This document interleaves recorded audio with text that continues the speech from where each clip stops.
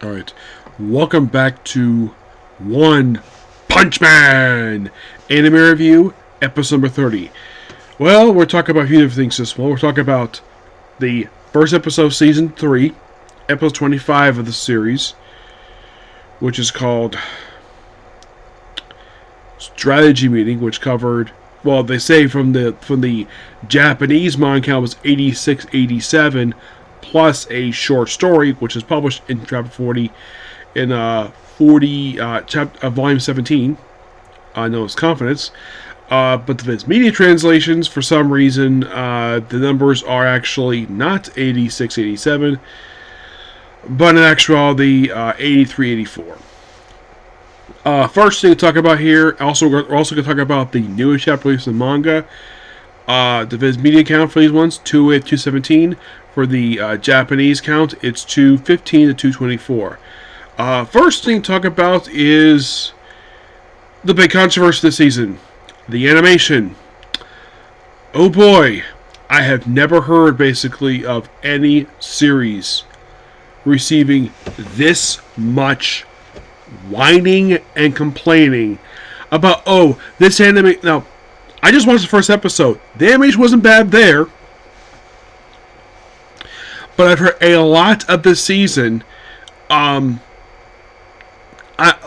of complaining with this one, where people saying that the animation is awful. People are, for some stupid reason, sending death threats to the animators. It's not their fault. It's basically who's buying the money, because I'm sure they're probably not enough money to basically make these episodes. Let me point out some people about a little something about what I have heard about how anime studio in Japan makes a series. You need time. That's an important thing. You need money, because every single show for any season has to have a particular budget made by a particular studio. This will be JC staff. Number 3, you gotta pay you gotta basically have the animators. Now, each episode probably takes about a week or two to make for a single episode. It just depends. Like, I heard for Gintama, basically, which took 3 guys to make one episode. And that's how it is over there. The Japanese entertainment industry for animation has not really improved very much. I've heard at times, basically, in some particular anime studios, it's treated like a sweatshop. There's nothing they can do about it. The animation director himself basically just politely asks people, please stop whining about the animation. Nothing he can do about it. He may be the animation director, but he's working what he's given.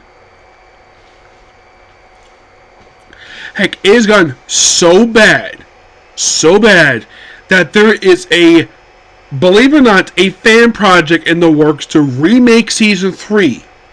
Because people hate this season so badly. And people describe it as worse than Season 2. Which, by the way, made by the same studio, mind you, and they hate the fact it's made by JC staff. Let me point something out to some people who basically don't know anything about JC staff. JC staff put out fantastic anime. That's not One Punch Man. Series like Eden Zero, Fairy to One Year's Quest, Is It Wrong to Guru's Dungeon? Witchcraft Works, fantastic anime this one is. I mean, there's a boatload of anime I have personally seen that are really good. Like, people think that, because, and here's the thing. Do you know what the biggest complaints I've heard related to the fact that because it's made by JC staff, the fact that it's not Madhouse, because it's not Madhouse, because people can't accept things, it's not Madhouse, can't accept change. Typical thing, people can't accept change. Okay, overall, aside from this very show, these are the following shows I have personally seen made by this studio. And here's the thing, I actually enjoy the shows on here. Here is a list of examples of shows made by the studio that, in my honest opinion, are really good. Arya the Scarlet Ammo, a show that aired 14 years ago. A show that, as of currently, I have most of the English dub cast sign my DVD now, except for like a few people. That is not the only one. You want another series I have personally seen that they have worked on? Witchcraft Works. A series that, to this very day, has not received a dub yet, but it's really good. It's made by a manga. Is it Roland Shepherd Girls in Dungeon? Yes, they work on this one. Heck, they work on the movie, even the spinoff, Sword of Ruria. You want another one they made? Do You Love Your Mom and Her Two Multi-Hit Attacks? Yes, they made this one.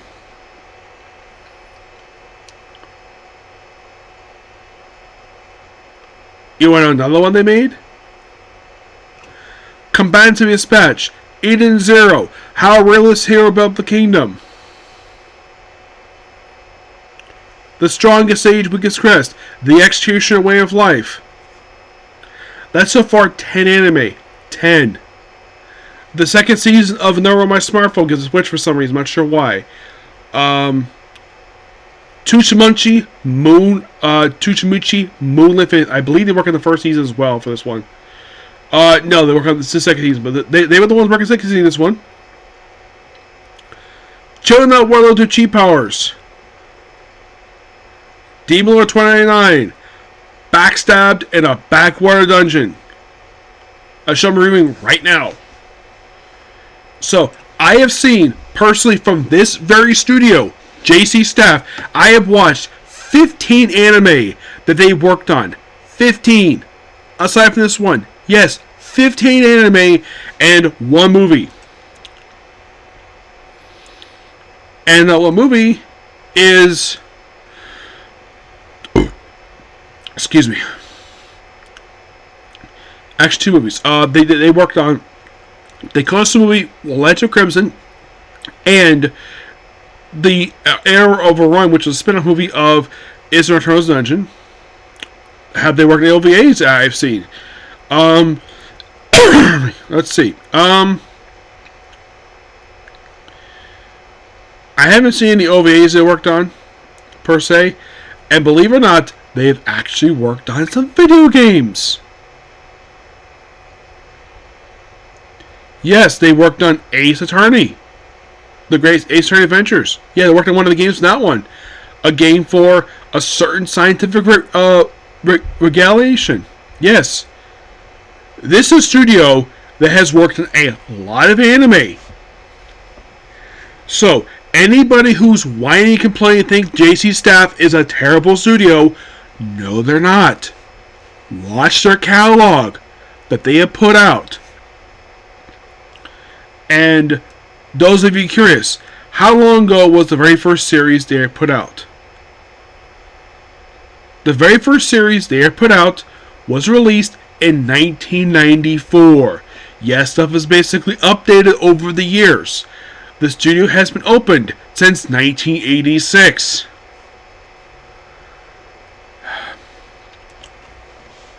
So, please, for the love of God, stop whining and complaining and saying JC Staff is an awful studio to make this series.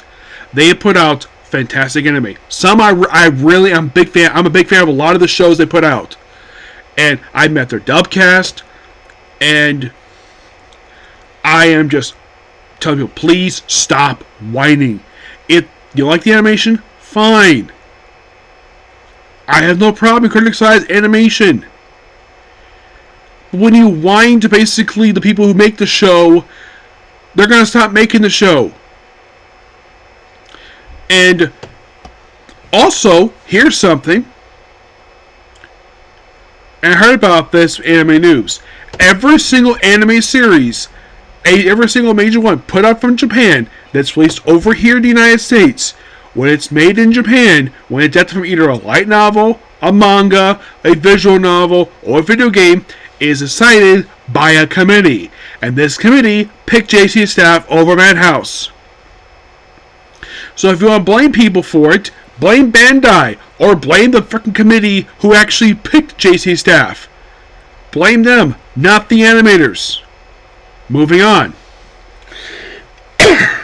So, in this particular episode, now, people describe basically, I haven't seen the rest of the season yet. I've only watched this first season episode dubbed, where people describe it as stiff. People barely moving. This episode probably didn't. I don't know where. Like it was.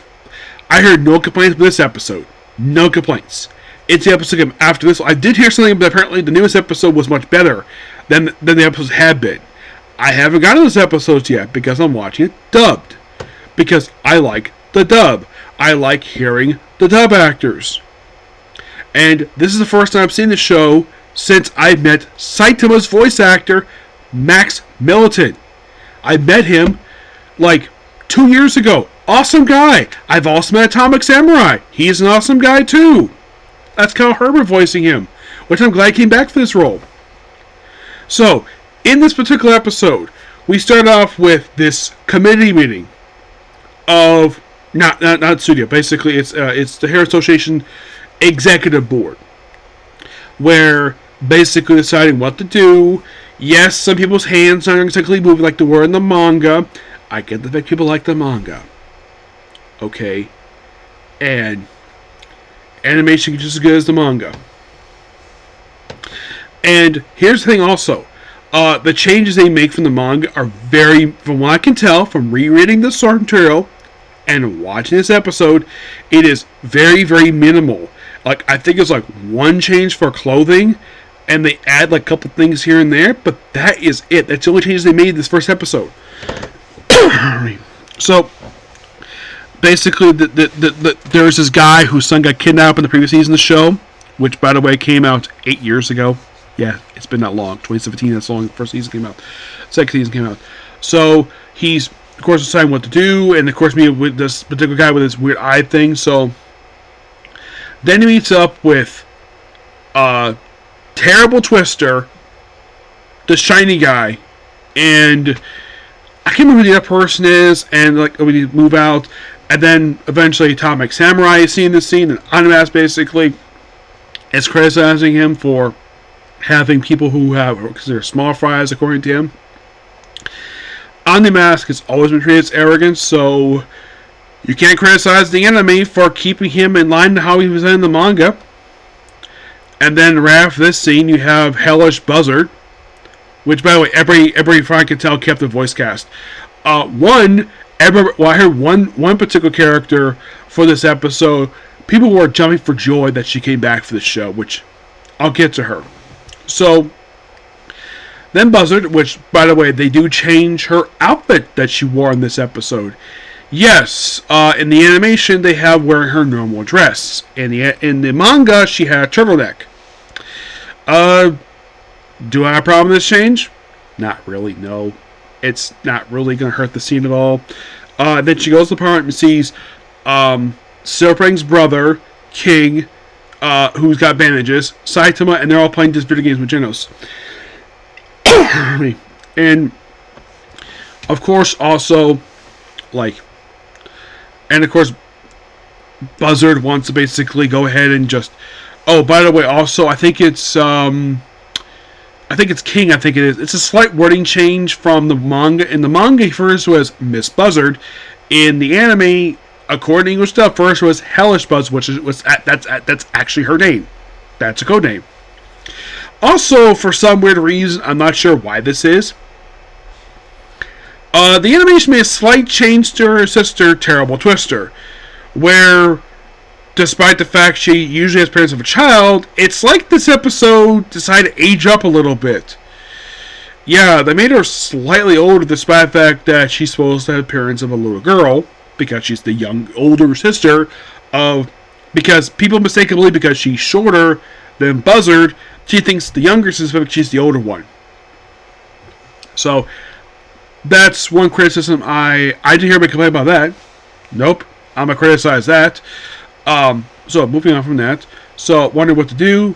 Of course, wondering where basically the Hero Hunter is, which they've now classified as a Dragon level threat. And, of course, Saitama is going to go out and fight him. And pick up some cabbage. Which, because, of course, he does a comedy. Buzzard's like, I still want to do. Also, they mentioned, oh yeah, basically half our branch is in the hospital. Her sister's basically in the hospital because she beat him up. Oh, in case you're curious though, where is Buzzard's coat? Was it removed from the anime? Was it in the manga?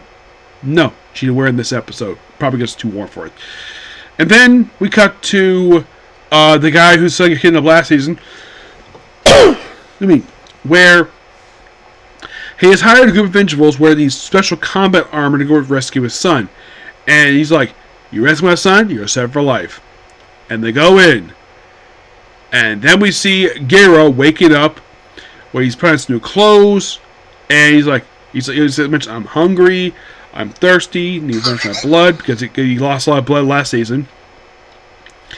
And then he goes to the Monster Association. He's basically in the Monster Association headquarters because everybody's looking for them. We do briefly see Zomman in the episode, which that's just a cameo by him. It's not because they cut anything out for him. It's just what it was in the manga. So don't blame the studio for that. So I thought it was great to see him. And then after this, basically, because he's looking for a particular... Because everyone thinks they should go to Z City because that's what they think the Monster Association headquarters is.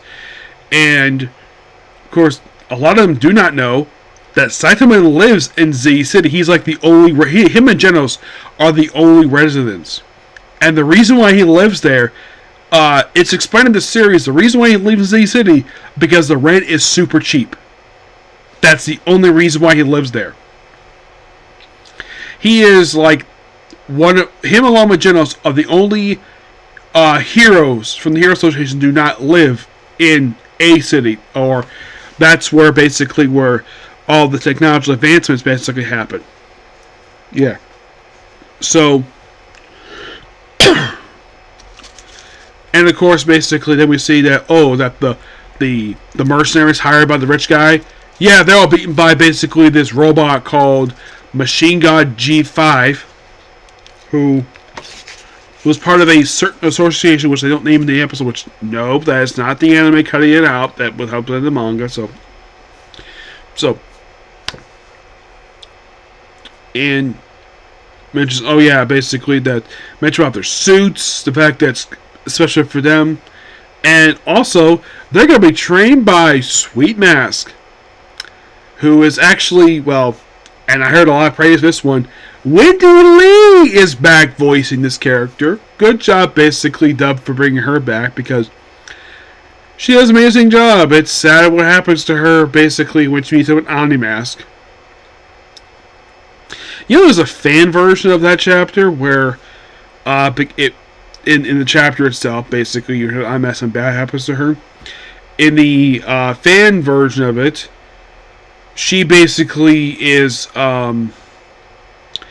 it's almost like the way they're presenting it, it's almost like, she's very sexual with him. And he's very forceful sexual with him. He is being very forceful sexual with her when proceeds to basically, and I want to be very polite about this, because I saw this in a fan version of the scene, where Omnimask is basically forcing Sweet Mask to do stuff for him, with her mouth and his groin. Find it, you'll see what I'm talking about. If you can find it, anyways. I found it years ago. I haven't seen it since then. So, then of course, down there and basically breaks open. And then, of course, basically, Genos like think, because they mentioned, the monster killed last season, like almost the giant centipede monster, and something is alive. So then, of course, he's offered to join the Monster Association, and then, of course, we have King of Reapers show up, and he's a demon love monster, and Wonder monster, and then their task is simply go find Genos because he's going out for a walk. End of the episode. In my opinion, it did a really good job. And I'm going to have to basically end it here. Sadly. Yep. So, part 2 of this will discuss the newest chapter release of the manga. Okay, next video. Bye.